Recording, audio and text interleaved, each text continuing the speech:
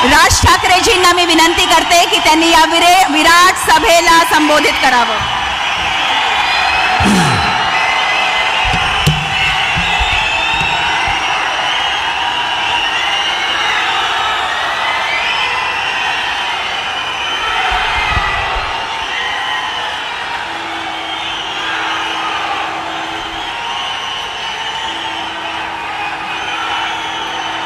पंडित जवाहरलाल नेहरू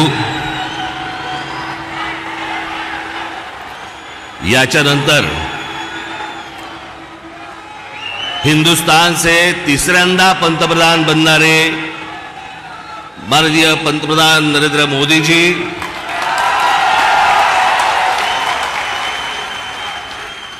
सन्माननीय व्यासपीठ आणि माझ्या जमलेल्या तमाम हिंदू बांधवांनो, भगिनींनो आणि मातांनो,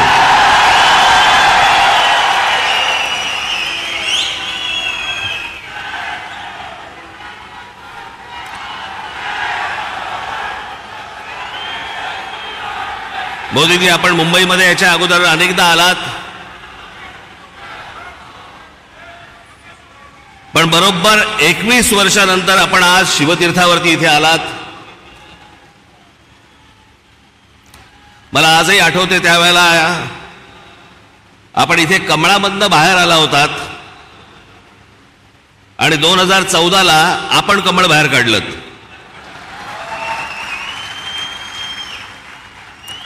मी आज फार वेळ काही भाषण करणार नाही. आपल्याला सगळ्यांना मोदीजींचं भाषण ऐकायचंय.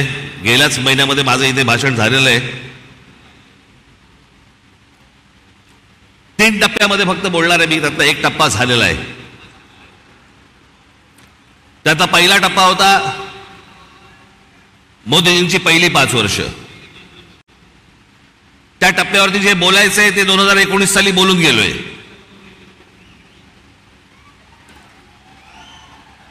ओरली आता गेली 5 वर्ष.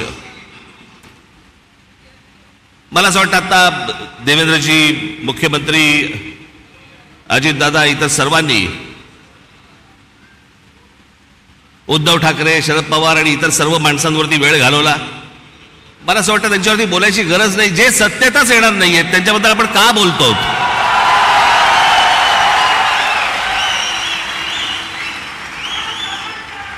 काही आवश्यकताच नाहीये त्या लोकांची. मला असं वाटतं की अनेक अशा योजना ज्या गेल्या 5 वर्षामध्ये झाल्या, मी त्या दिवशी माझ्या सभेमध्ये म्हटलं होतं, टीकेच्या वेळेला टीका, समर्थनाच्या वेळेला समर्थन, प्रशंसेच्या वेळेला प्रशंसा.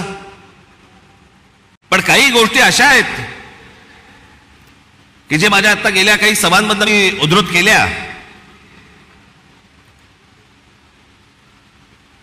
की 90च्या दशकामध्ये जे एक प्रकरण घडलं सगळ्यात मोठं, ते म्हणजे बाबरी मशिदीचं. हजारो कारसेवक तिकडे उत्तर प्रदेशमध्ये गेल्यावरती तिथे मुलायम सिंग यादवच्या लोकांनी, पोलिसांनी तिकडे आमच्या कारसेवकांना ठार मारले, सरयू नदीमध्ये प्रेतं फेकून दिली. ते चित्र काही माझ्या डोळ्यासमोर कधी गेलं नाही. आणि ज्यावेळेला बाबरीचा ढाचा पडला त्याच्यानंतर ते राम मंदिर बनवू मनात असं आलं होतं की कधी हे बनणार नाही बहुधा. पण मोदीजी, मी आपल्याला खरोखर धन्यवाद देतो की आपण होतात म्हणून ते राम मंदिर होऊ शकलं.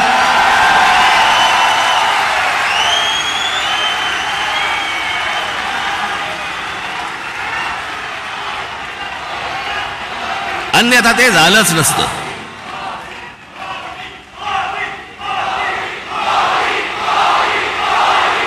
जेव्हापासून मी पूर्वीचा इतिहास, भारताचा स्वातंत्र्य नंतरचा इतिहास जेव्हापासून बघतोय तेव्हापासून एक गोष्ट कानावरती पडायची सगळ्या बाजूनी, या देशातलं 370 कलम काश्मीरमधलं रद्द झालं पाहिजे. इतक्या वर्षात जी गोष्ट होऊ शकली नाही ती नरेंद्र मोदीजींनी त्यांच्या पंतप्रधान पदाच्या कारकिर्दीमध्ये ती करून दाखवली. आज त्याच काश्मीरमध्ये जाऊन तुम्ही जमीन घेऊ शकता, जागा घेऊ शकता. तो एक भारताचाच एक भाग आहे हे आत्ता सिद्ध झालं.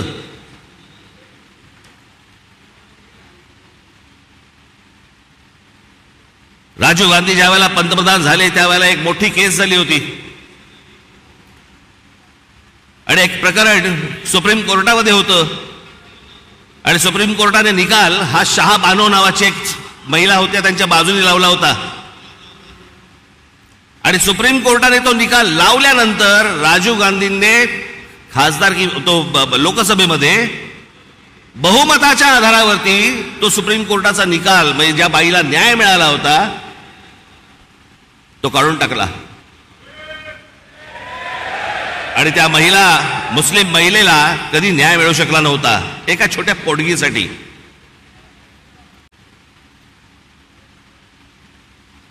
पण मोदीजींनी ती एक गोष्ट करून दाखवली की तो ट्रिपल तलाक तलाक तलाक तलाक तो कायदाच रद्द करून टाकला आणि हिंदुस्थानातल्या सगळ्या जेवढ्या मुस्लिम महिला आहेत त्यांच्यामध्ये एक समाधानाचं वातावरण झालं की रात्री आपला नवरा आला, शुद्धीत आहे का बेशुद्धीत आहे माहित नाही, पण समजा उद्या तलाक तलाक तलाक बोलला तर करायचं काय पुढे, पण तो विषयच बंद करून टाकला. मला असं वाटतं की हे अनेक गोष्ट अन्नधान्य पुरवण्यापासून लस देण्यापासून अनेक गोष्टी झाल्या, पण मी ह्या सगळ्या गोष्टींना सर्वात धाडसी निर्णय मानतो. ही गोष्ट करून घेणं इतकी वर्ष जी होऊ शकली नाही ती गोष्ट मला असं वाटतं करून घेणं हे मला असं वाटतं की सगळ्यात महत्वाची गोष्ट आहे असं मला वाटतंय. अनेक योजना राबवल्या गेल्या अनेक वर्षांमध्ये. आज मोदीजी मी फक्त आपल्या समोर उभा आहे पुढच्या 5 वर्षासाठी. या पुढच्या 5 वर्षामध्ये आमच्या सर्वांच्या महाराष्ट्राच्या आपल्याकडनं अनेक अपेक्षा आहेत. त्या मला फक्त अपेक्षा आपल्यासमोर फक्त बोलून दाखवायच्या आहेत. याच्यापेक्षा मला कुठचंही लंबचौडं भाषण नाही करायचंय. त्यातली माझी पहिली अपेक्षा आहे की गेले अनेक वर्ष खितपत पडलेला मराठी भाषेला अभिजात भाषेचा दर्जा मिळावा, ही गोष्ट आपण पंतप्रधान झाल्यानंतर मराठीला तो सन्मान मिळेल अशी मी मोदीजींकडे अपेक्षा व्यक्त करतो आणि ती होईल, तितक्याच धाडसाने ती होईल अशी मला खात्री आहे.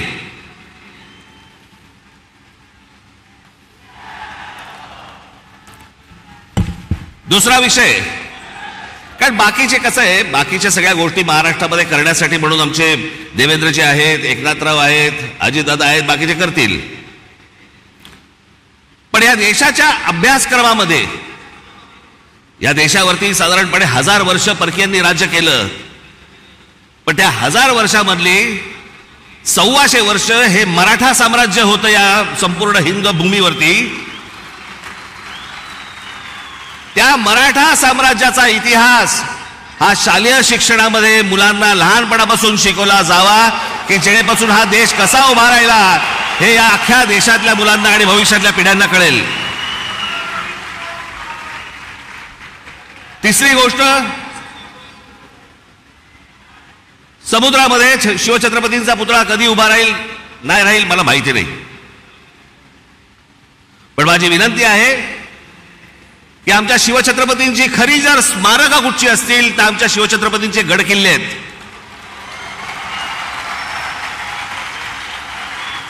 आणि या गड किल्ल्यांना पूर्वीचं ऐतिहासिक वैभव प्राप्त करून देण्यासाठी म्हणून आंतरराष्ट्रीय दर्जाची एक समिती नेमावी. भविष्यातल्या येणाऱ्या पिढ्यांना, या देशातल्या पिढ्यांना कळेल की आमचा राजा कोण होता आणि त्यांनी काय इतिहास गाजवला हे त्या आमच्या गडकिल्ल्यांवरनं कळेल. याच्यासाठी म्हणून आपल्याकडनं गोष्ट व्हावी अशी माझी अपेक्षा आहे.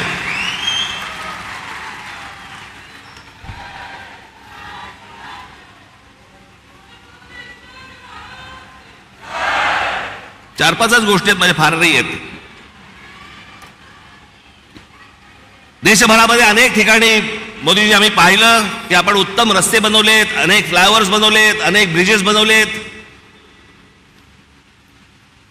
माझी आपल्याला कळकळीची विनंती आहे की गेले 18-19 वर्ष आमचा मुंबई गोवा महामार्ग हा अजूनही तसाच आहे, अजूनही तसाच खड्ड्यामध्ये आहे. तो लवकरात लवकर व्हावा अशी माझी आपल्या सर्वांना विनंती आहे. मगाशी रामदासभाईंनी उल्लेख केला मोदीजी, आपण पण आपल्या अनेक सभांमधनं पण सांगितलं, पण आज जरा खडसावून सांगावं की या भारतामध्ये डॉक्टर बाबासाहेब आंबेडकरांनी जे उभं केलेलं जे संविधान आहे, त्या संविधानाला कुठेही धक्का लागणार नाही. तुम्ही लावणार कधीच नव्हतात, पण जे विरोधक ज्या प्रकारचा प्रचार करतायत, मला असं वाटतं त्यांची तोंड एकदाचीच बंद व्हावीत, की जेणेकरून परत त्यांची तोंड उघडली जाणार नाहीत. अशी अनेक जनतेची या महाराष्ट्रातल्या अपेक्षा आहे. या देशामध्ये अनेक करोडो मुसलमान आहेत, लाखो मुसलमान आहेत, देशभक्त मुसलमान आहेत, जे या देशावरती प्रेम करतात, जे या देशावरती खरंच त्यांची निष्ठा आहे. खरं तर सांगायची गरज नाही, पण काही मुठभर आहेत जे आज उद्धव ठाकरे आणि काँग्रेसला जे पाठिंबा देणारे आहेत ना, त्यांचा उद्देश हा फक्त गेल्या 10 वर्षात त्यांना डोकं वरती नाही काढता आलंय. आणि ते डोकं वरती काढण्याचा मार्ग कोणता, तर काँग्रेस सारखा सुलभ मार्ग नाही. याच्यासाठी म्हणून ते आज त्यांना सगळ्यांना पाठिंबा देत आहेत. पण लाखोच्या संख्येने, करोडोच्या संख्येने आज मुसलमान आपल्या बरोबर आहेत. त्याला एक शाश्वती पाहिजे, त्याला मनात आदर आहे, तो काम धंदेवाला आहे, त्याला काम करायचं या देशामध्ये, तो या देशाचा नागरिक आहे, पिढ्यानपिढ्या राहणार आहे. पण मला असं वाटतं की हे जे मुठभर आहेत, हे ओवेसी सारख्या ज्या अवलादी आहेत, यांच्या मागून फिरणारे जे लोक आहेत, यांचे जे अड्डे आहेत, हे अड्डे एकदा तपासून घ्या. तिथे माणसं घुसवा, देशाचं सैन्य घुसवा आणि हा देश एकदा कायमचा सुरक्षित करून टाक.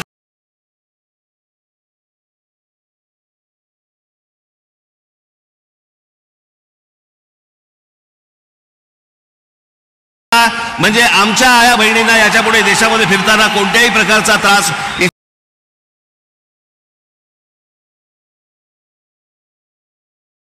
होणार नाही, अशी मी आशा अपेक्षा बाळगतो. आणि शेवटचं म्हणजे आमची मुंबईची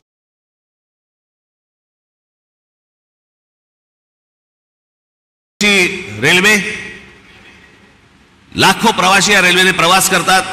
या प्रवास करणाऱ्या रेल्वेच्या संपूर्ण यंत्रणेवरती आपण केंद्र सरकारने आपण बारीक लक्ष द्यावं, जास्तीत जास्त त्याच्यासाठी पैसे द्यावे, जास्तीत जास्त ती यंत्रणा चांगली कशी होईल याच्यासाठी म्हणून आपण पाहावं. एवढ्याच फक्त मी आज अपेक्षा आपल्या समोर घेऊन आलो होतो. बाकी भविष्यातल्या येणारा हिंदुस्थान हा आपल्या हातून उत्तम पद्धतीने मोठा हो, जगात मोठा हो, घडो, ही एक आशा अपेक्षा बाळगतो आणि आपल्या सर्वांची मी रजा घेतो. धन्यवाद. जय हिंद, जय महाराष्ट्र.